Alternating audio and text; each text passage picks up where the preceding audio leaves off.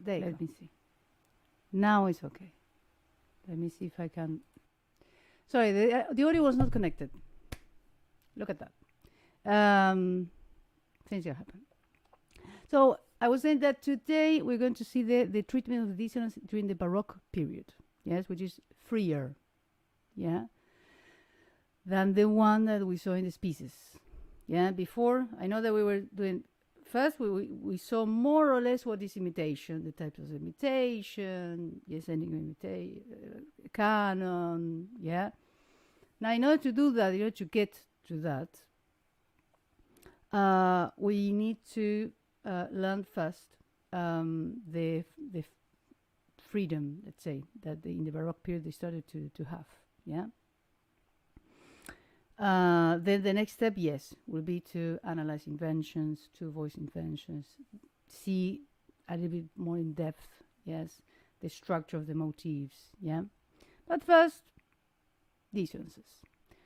First question, how many dissonances do you know?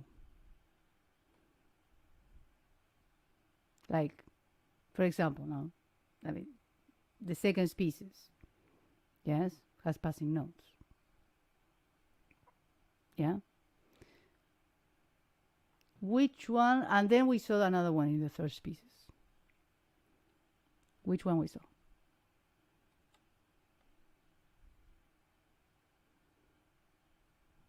Species of counterpoint now, of course.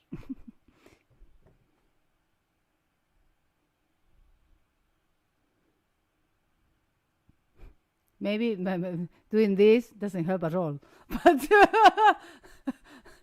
that when you have a note. On the first species. No, the third. Ah, okay. Because I heard the first one. No, the third. Yeah. Neighbouring. Yeah, exactly, neighbouring. Yes, the neighbouring note, exactly. Pardon? The suspension. Suspension, the four species, exactly. So you have the passing note, the neighbouring note, passing note, the second species, the third species, neighbouring note, the fourth species, suspension, yeah, and well, the fifth species you have like more rhythmic freedoms, but doesn't add anything else, yeah. The ones that we're going to learn here in the Baroque are anticipations and escape tones, okay? And the new thing that is now is let's say they bent the rules during the Baroque, is that everything that was unaccented now is accented. So everything that is, we say in the species, never clash. Yes, never, the passing note never clashes with another note. Always in the weak part of the beat. Always in the weakest part of the bar. Now can clash. And it's like, yeah, okay. Yeah, so let me share the screen very quickly. There is. Okay. So let's see. For example, yes, everything that was unaccented, it can be accented. Yeah, this is a very famous minuet. Do you know it? Yeah.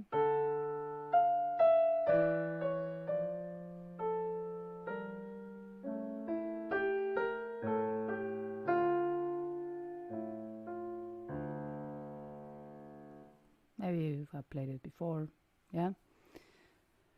So, what's new? The blue, yeah, the blue notes.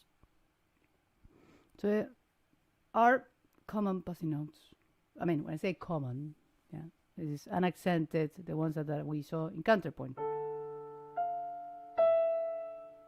Yeah.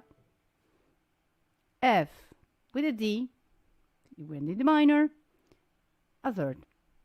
Passing. Up to now, all good. Yeah. Now, the next thing is what is weird or what is new.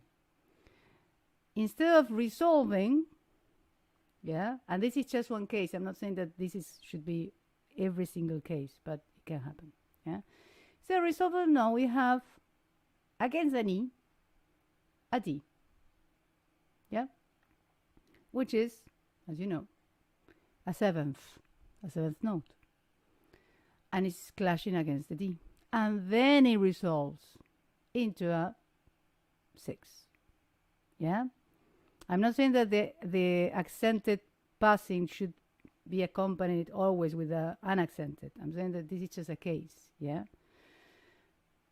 And in the blue, you have the common one. You have the A with A, octave, 7th passing, and then the NF 3rd.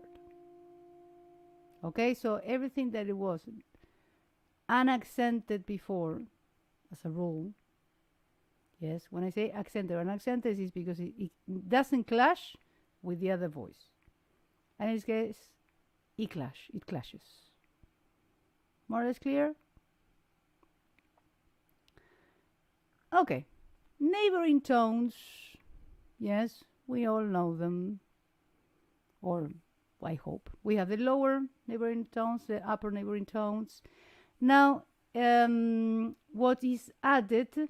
Yes, that they can be, yes, accented, but I took the opportunity with this example that to add another thing, which is that we can start using chromatic notes. Yeah. In this case, the harmonic implication of this chromatic note, C sharp, being in D minor, tells us that the C sharp is the leading tone, which is, so it's the safest, let's say, chromatic note. But we're going to see that now, harmonically, yeah, so this sounds,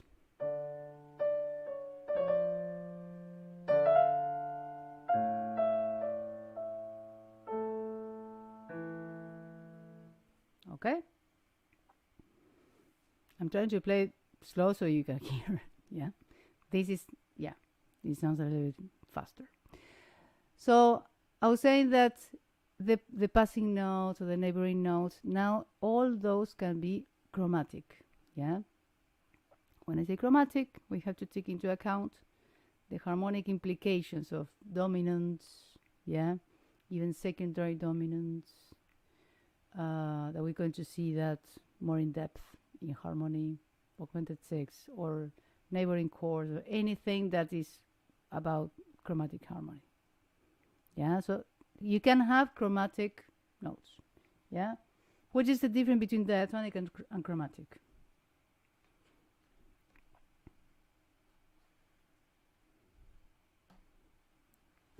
Chromatic is a semitonal way.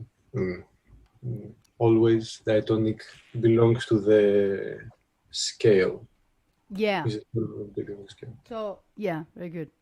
Diatonic belongs to a scale by definition. Yes. Yeah. Chromatic. That's why I asked, because when you say chromatic scale, right? Yes, you will be right. Say, well, the scale, all the notes, yes, that they are comprising that scale, there should be a semitonal way. But in counterpoint or in harmony, when we talk about chromatic notes, yes, we're talking about notes that they don't belong to the initial scale. Yeah. That's why in this case I said, well, yeah, this is chromatic, C sharp, but being in D minor, clearly, I mean, it's a very mild chromatic because it's a leading tone, and that leading tone belongs to the harmonic scale, yeah. But we're going to see that we have much more. Now, the new thing, yes, now we're going to go to suspensions. As you remember, the suspensions are dissonances that happen always on the strong beat, that you have a preparation. The suspension, the preparation is always consonant against the other voice on the weakest part of the beat or the bar. Then you have the suspension itself that happens on the strongest part of the beat or the bar. That clashes, yes, but it's tied. You can have a seventh, you can have a fourth, you can have a second, you can have a ninth, yes, you have an 11th, well, any distance. And then always resolves stepwise downward, yes, into a consonance. Now, what is new in the Baroque is that first, you don't have to tie the suspension. You can repeat the suspension. Yeah, it needs preparation. Yes. So, for example, in this case, you have the G. Yeah, that is played before. Then you have the A with the G. This is a seventh, and then resolution with the A. Yeah. So in this case, it clashes. Yeah. Clearly. We have, yeah. Now, did you notice something about this G? The preparation.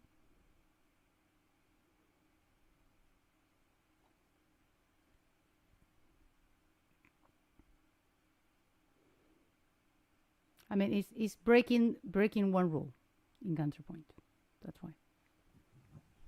What I know, I don't think we talked about this, maybe not. It's shorter than the suspension itself. It's shorter, very good, yes. And also, it's a dissonance itself. Yes, so it's a lot of freedom, yes, of suspensions here. Yeah, and they still have these like rules to say, okay, yes, well, there's a dissonance, yes, that happens on the strong beat, and it resolves, but nothing to do with the suspension that, with all the rules that we had, yes, of, like you said, Georgios, it has to be the same rhythm, the same value. Then it has to be a consonance, cannot be a dissonance, yes. What remains is that the preparation is the weakest part. The suspension happens on the strong part.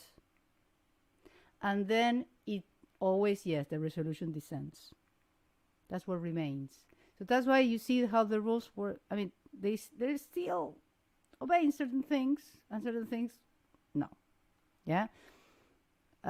This is almost, can be considered as G, what we're going to see now, an anticipation. Yes, almost. Appoggiatura. Well, the same minuet. Anyone knows what an appoggiatura is? First of all?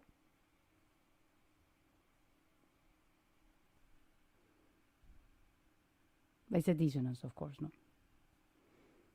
Or anyone knows the term, where it comes from?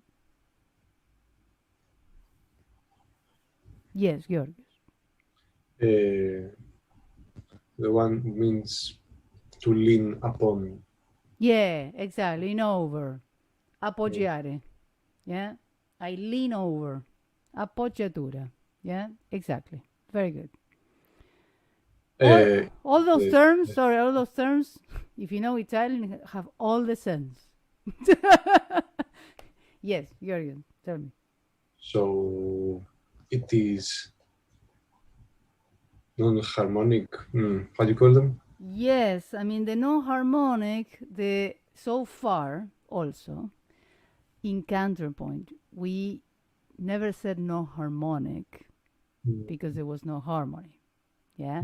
Now in the modern terms, we always said dissonances because we're dealing with note against note.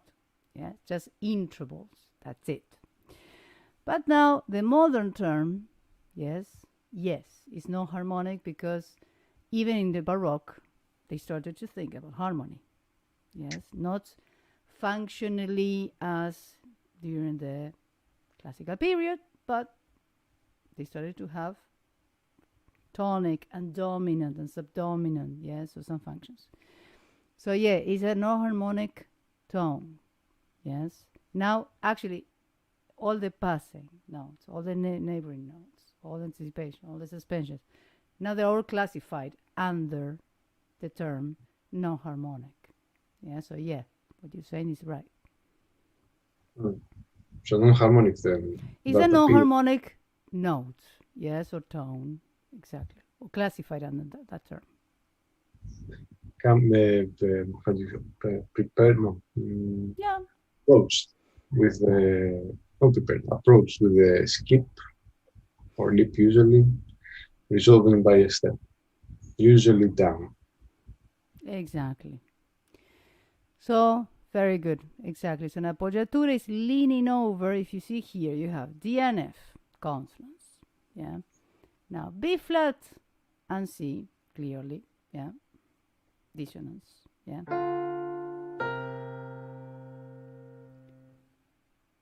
This dissonance is clashing against the note. Yes. So either it clashes or it's a strong metric position. Yes. And is taken from a leap upward. In this case, a leap, because a fourth can be a skip, as you said, or a fourth, or a fifth, or a sixth, whatever interval you have, yeah, upward and resolves on the weakest part of the beat or bar, in this case, beat, downward, in this case, a semitone, it can be a tone as well, to a consonance, yeah. The second one is an appoggiatura. This one. Bless you, curious. No. No, it's not. Consonant. Exactly. Yeah, so not everything that jumps and then descends, yes, it's an appoggiatura. You need a dissonance. Yeah? Do you see it, Laura? And it is. Yep. So careful with those things. Yeah? But it's very, very expressive and became vastly used, yes, during the Baroque and Romantic and Classical. Now,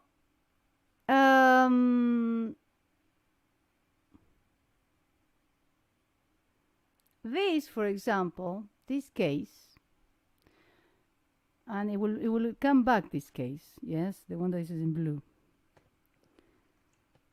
I'm going to talk about that a little bit later. It is an appoggiatura. Maybe it doesn't look like, but it is. You have a D and the C sharp. Well, clearly, yeah. Dissonance. Taken by leap upward. Yes. The leap is made from weak part to strong part. Clashes on the strong metric position and then does resolve on the strongest part of the four semiquavers, which is the third semiquaver, on a B flat.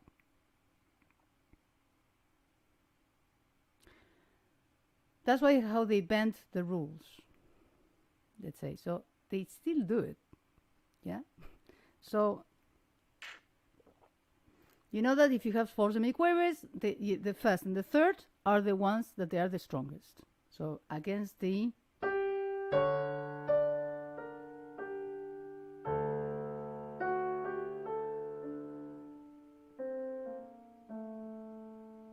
yeah. And also that is an excuse, just saying, to go to the A, the perfect consonants, and resolve. Yeah, so all of this was a great tension. And then, release.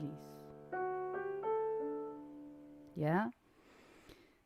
And this D is what we call escape tone. Yes, so what I'm saying is there are going to be a lot of cases we're going to revisit that you have combinations. Yes, the escape tone is, we're going to see now, basically, a dissonance that is taken by step and resolves by skip or leap in the opposite direction that was taken into a consonance, which is exactly what is happening. But it's not a escape tone properly. That's why I didn't put in example of the escape tone because it's not a dissonance, it's a consonance. Yeah. And this is escape tone. Well, yeah. Good. Is the G also an appoggiatura or a suspension? Escape tone. The G. Appoggiatura to the A, you say? The F sharp. Well, yes. One of the things that, yeah. Also, that will come later with harmonic implications and whatever, and then the structure of the motifs. But usually in the Baroque, you have two lines.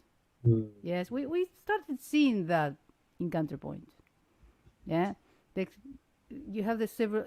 In one hand, let's say, you have. Usually, you never have one voice. You have. This is F, E, different, no? E, D, G, F, D. That is the voice, let's say, of the alto. Yeah? And it has sense to say, as you said, yes, this is an appoggiatura of the F sharp. Yeah, so you have the G and the. Yeah. But I don't want to go that. You're right. This G, the voice of that G, the alto voice, yeah, against the soprano, the C sharp, D, B flat, A. Yes, that will be the soprano voice. Yeah, but I don't want to go exactly now, like there. Yeah, the division of the voices will take a while. But yeah, that the G goes to the F sharp. Yes, and it has sense going to F sharp, like 4-3 suspension, in a way. Yeah. The escape tone, yeah, is this one. So what do we have here? You have a G, yes, against a C and E. Please don't pay attention to a C, okay, because this is an inner voice, and I don't have time to explain that. Yeah, this is three-part counterpoint. Yeah. So the rules are more rules to be seen. Yeah. But just see the outer voices. Yes, the bass and the soprano. So you have the G against an E, a 6. Just repetition. Now, an F, yes, that is taking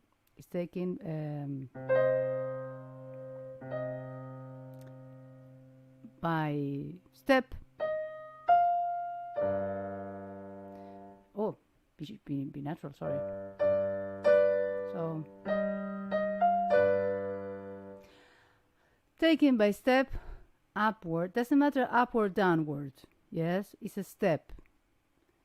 The thing is, the resolution of that escape tone is by leap or skip, but always in the opposite direction that it was taken.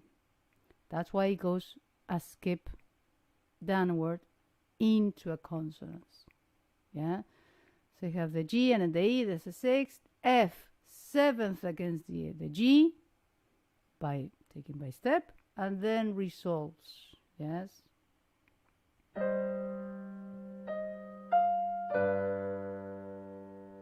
Okay.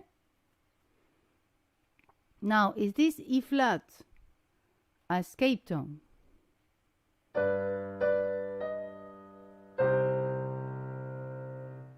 No. It's true. It's not. Why not?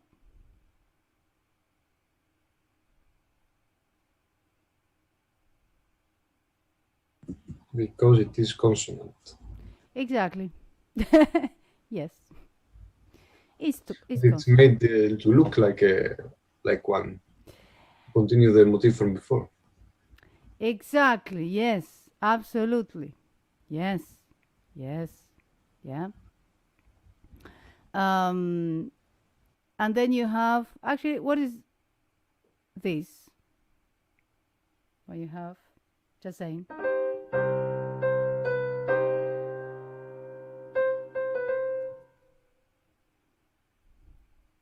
The B. I know it's a leading tone. I'm saying which kind of dissonance. It is. Which is this B? I mean, The leading tone. sorry? The leading tone. That's why. That's exactly what I said not to say, because I already know. Then, okay. No, I don't. Come on, wake up. It is. You're out with the fairies. What is that? Think. Use your brain. It's a chromatic. Yeah, we're talking about dissonances here. Just saying. Yes. I mean, we have been talking about dissonance for the last 30 minutes. Just saying. Maybe now you landed, but.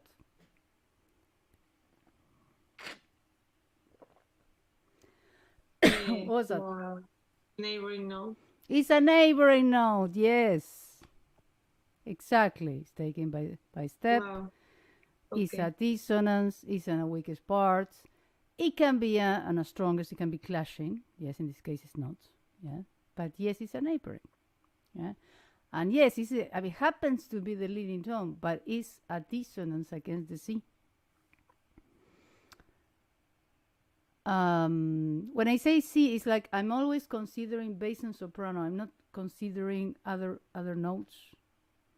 Yes, in this case, because other rules apply, and we haven't seen them. Yeah, like I don't know, E flat.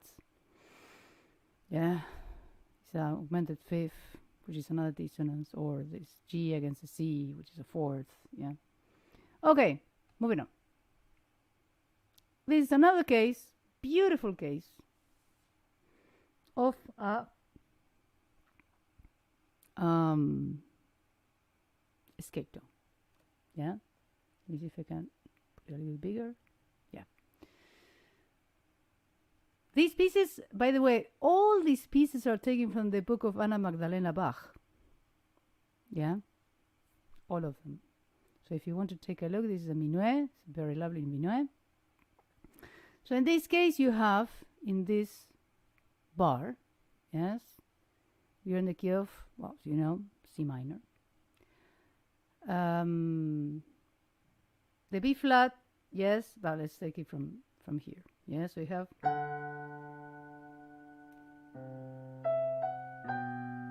Now.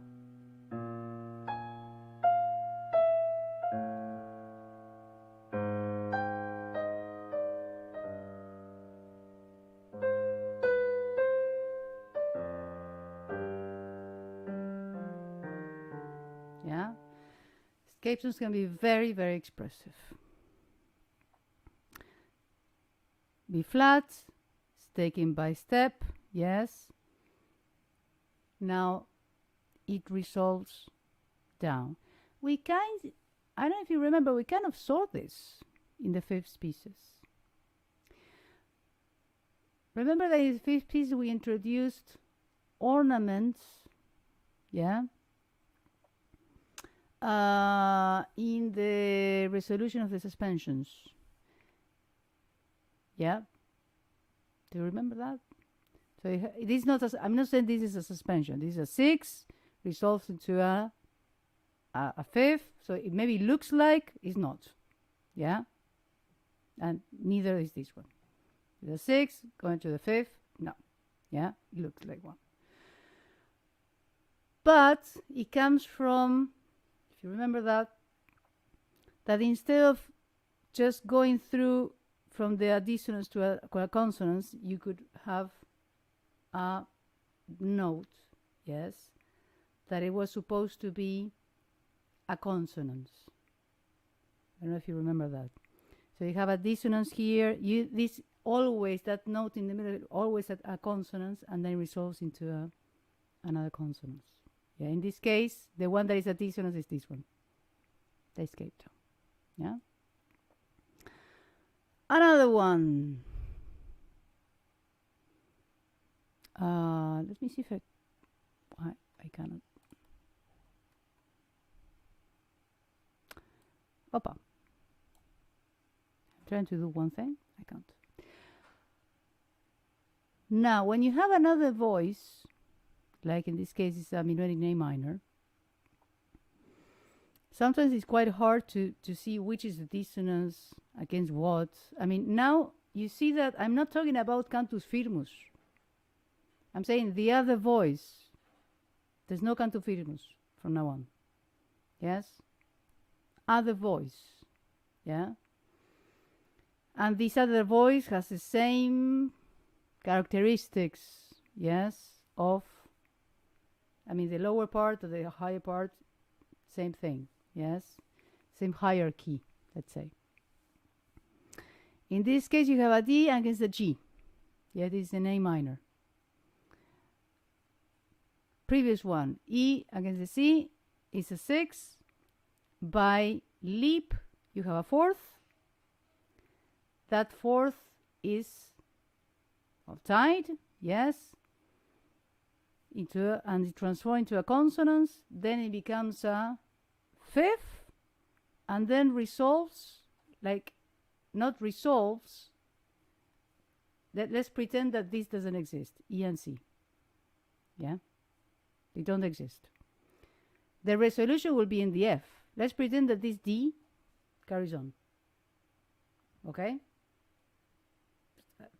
Tied through the whole bar. That G will have resolved into an F. Okay? If this D was prolonged. Yeah? It's not prolonged. But the resolution still exists. Okay? It's still under these rules of yes, these dissonances, it still exists. Yeah? But the other voice makes this G never resolve properly, let's say, into the D. Okay? So in a linear way, it is resolved, but in a vertical way, it's not resolved. That is a tricky part, okay, from now on.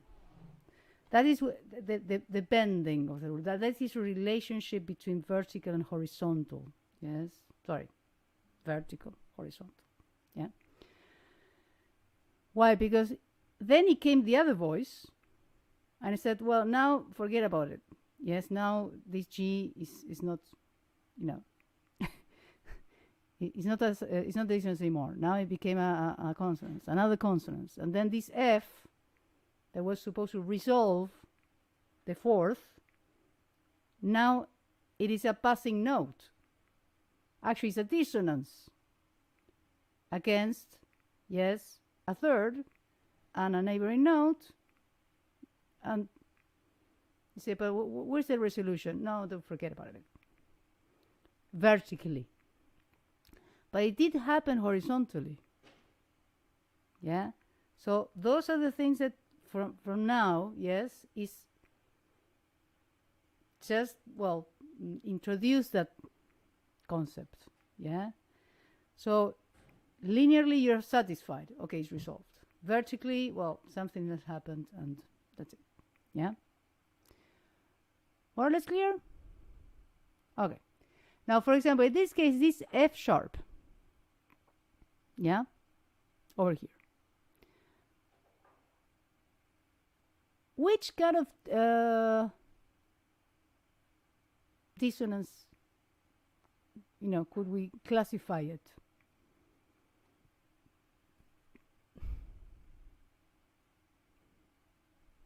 Yeah, yours. Neighbouring. Exactly, accented. Is it? I guess it is. Because whenever it's accented, it's because it's clashing. Okay, that's why in counterpoint we said accented, something that is clashing. I mean, when I say clashing, it's because you play against one note. Yeah, so that's why sometimes we say, well, no, but it wasn't a weak part of the beat. No, but yeah, okay, but it was clashing against the other note. That makes that note. When I say accented, because you hear, you listen to it more. It's more emphasized. Yeah. But yeah, you're right. Fantastic.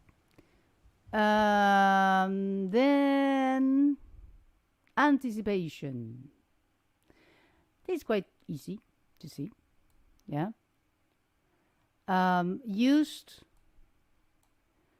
as a cliché almost, yeah, during the Baroque in cadences, okay. So if you have here, clearly we have B flat major, yes, and then you have the cadence, they have then, sorry, yeah, is anticipating in the weakest part of the beat or bar as a dissonance, yeah, a harmonic note that was going to happen in the next strong metric position. Duration usually short, yeah, usually. It can be hidden into a cadence, yes, like this.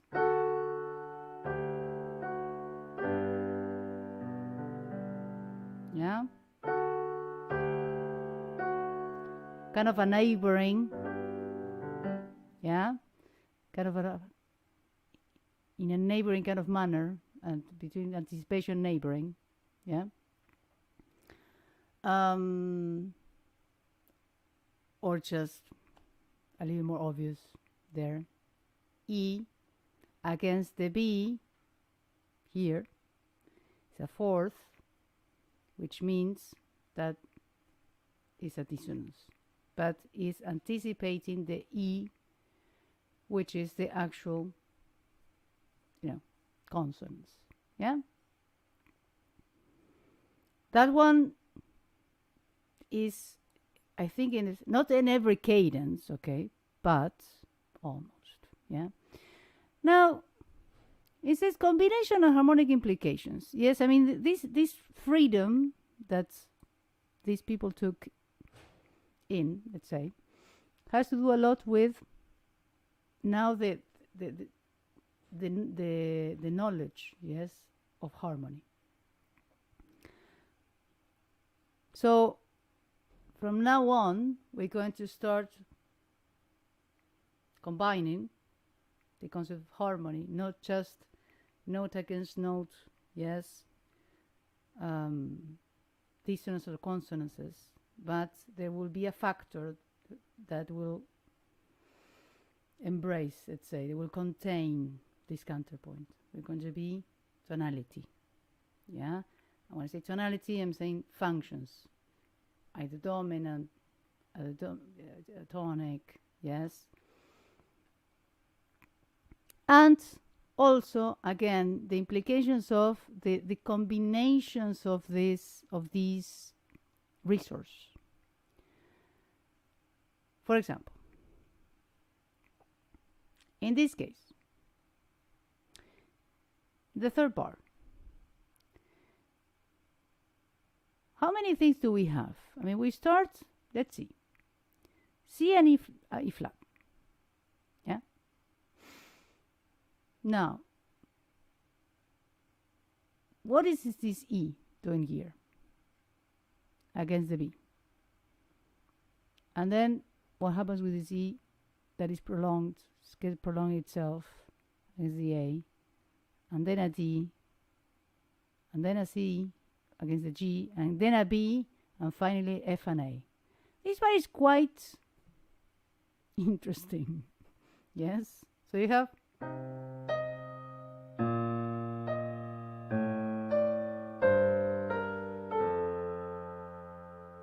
yeah? The bass is not saying much, but yes, Georgios. I was going to answer. To what it is. To what it is. Should I answer? Well. Oh, yeah, sorry, that's what I mean. If you feel like it, you're welcome. No, maybe I had a question. No. So the E, I think it is a suspension for the B flat, which doesn't resolve, it's prolonged to the A natural again suspension, but the suspension, but it's 4 doesn't resolve properly. It's a step down. It's like what we saw before. Passing, which again it's dissonant when it resolves to the G, resolves, and then it resolves on the B. Yes, and also yes, exactly. But even that, yeah, I mean, we would expect that the E flat resolves on the D. Melodically it resolves, but again, There you it's go. So not yet. Exactly. It properly resolves as a consonant of the B flat. And then even this G against this C is a accented passing. And then finally we have a little bit of a solace with this third finally. Yeah. So, oh, okay. F and A at least. Yes.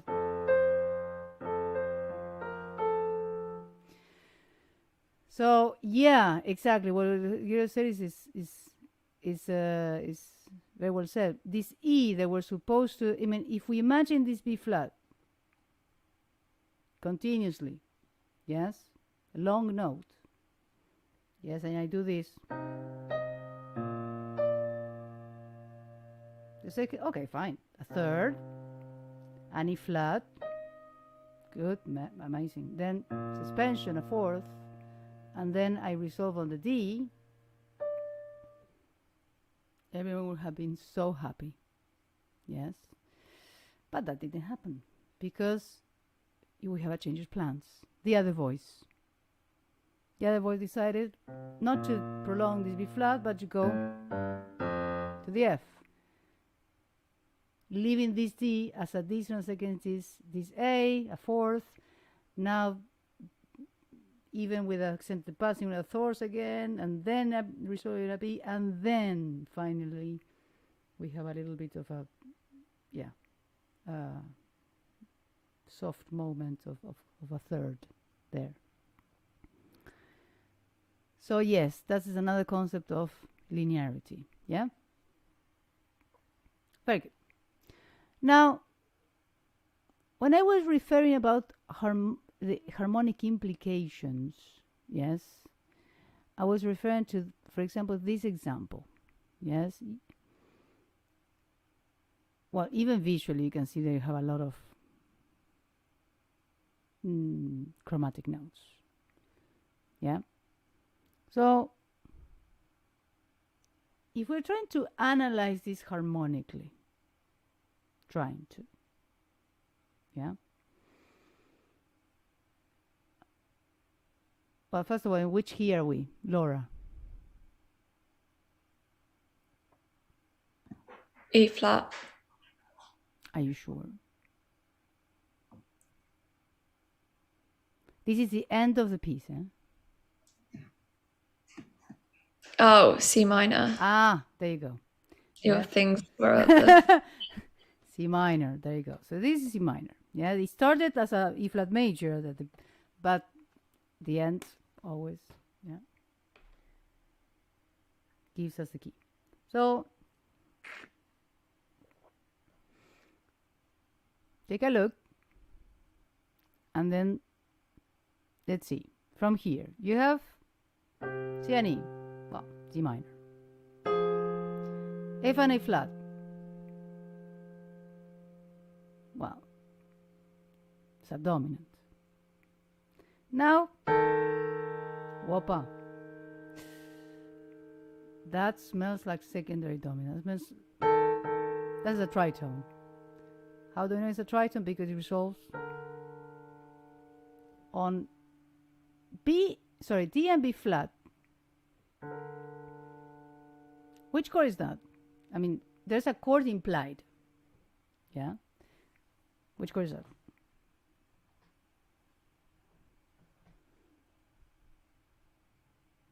Yes, Georgios. B flat major. Yes. And before B flat major, which is the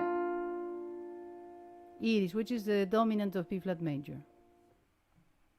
Dominant seventh, by the way. The major. Sorry? The F, there you go.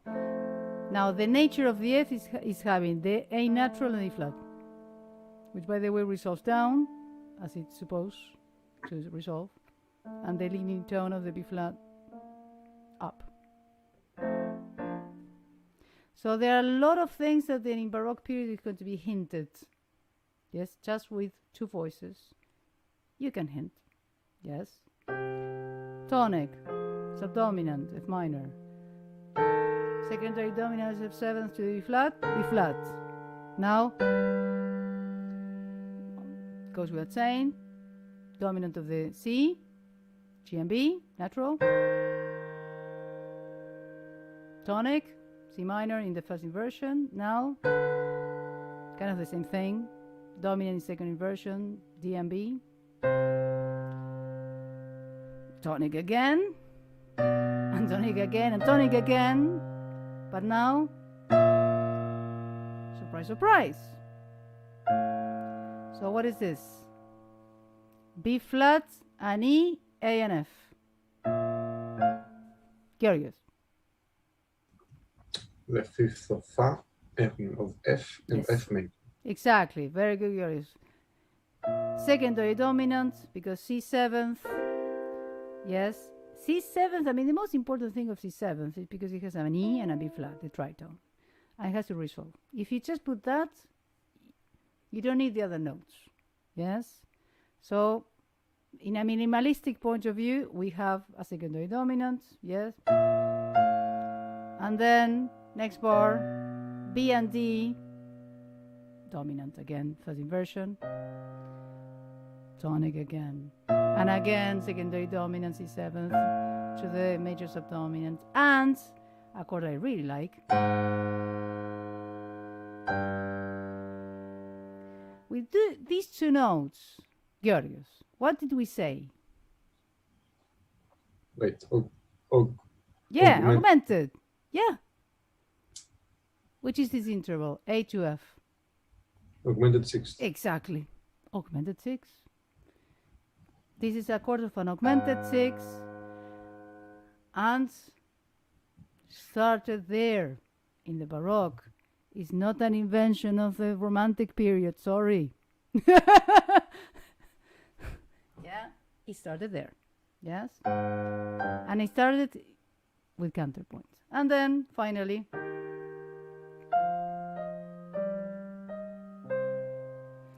so you have a whole story of chords, yes, that we could infer, yeah.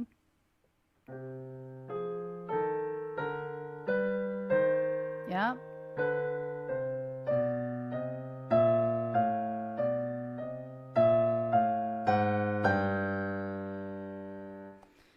I'm not going to name all the chords, but the amount of chords, I mean, every single crochet was a chord, yes. But at the same time, the counterpoint worked.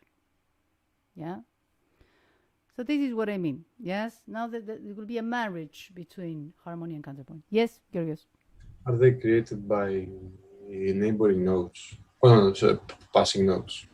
Well, the fact that you have everything practically by step and the use of contra emotion really helps. Yes, really, really. Contra emotion, why? Because when you resolve the tritone, you're always going contra emotion. And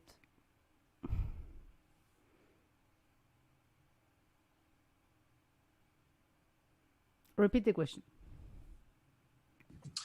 These are created, these chords, are they created? For example, what is the first one? Fa, okay, there. Is the harmony created by harmony itself, or is the A flat chromatically moving to the passing A natural to resolve to the B? Wait, let me see if I understand the question. You said that you're asking if what they were thinking, more harmony first and then the way. Or it could be both at the same time, but Yeah, sure. Could we say that this is just the fifth of what is it? B flat A, fifth of B flat? The second bar. That one. Yes. Is it the previous? Is it the previous one? Is it the fifth of the B flat? And it's excused, let's say, because it's chromatically passing note from A flat to A natural. Well, yeah. I mean, they were thinking more voice-wise, not harmonic-wise. We now say, okay, this is dominant, or this is secondary dominant.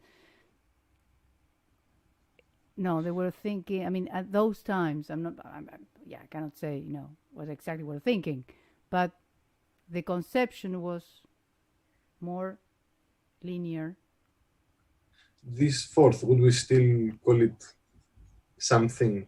This dissonant? Would we still call them both as passing notes, or just They're both passing notes. Or at least just the right hand, whatever, the left or something. Yes, both. Because they make a tritone. Yes. On the third beat, one is going by step down, the other one is chromatically, but they consider to be passing. Mm-hmm. Yeah. I think all of them are the same.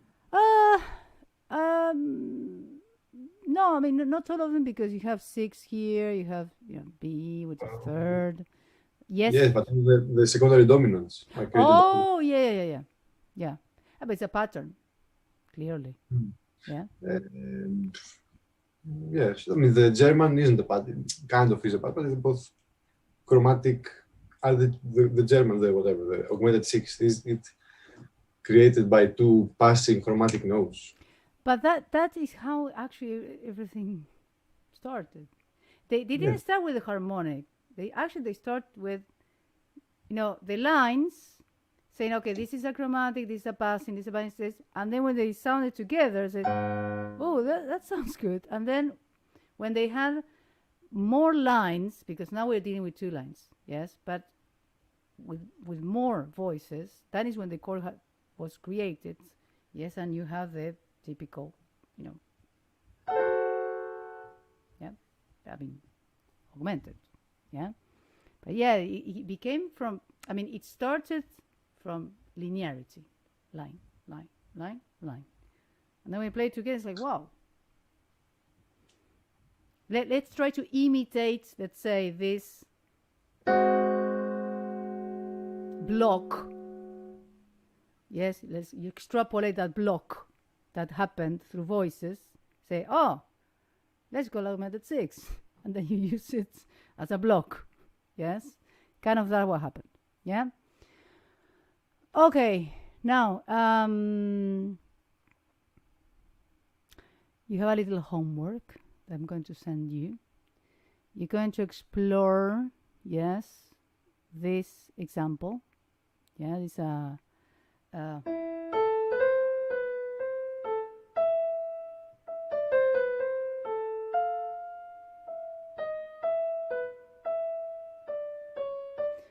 lovely minuet. And your task is to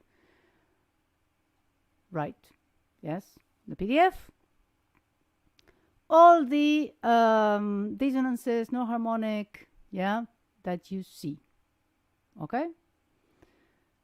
So that's for next time, yes, to see if everything's clear. So I'm going to just do this one, and then I'm going to choose another, like 2, yeah. Maybe we'll separate the work, yeah, between the 3. So just to check if everything's clear, and then we're going to start with the proper study of the motif applied to inventions. Yes, the plan is that you compose an invention at some point. Let's hope. Yeah. Okay, fantastic. See you next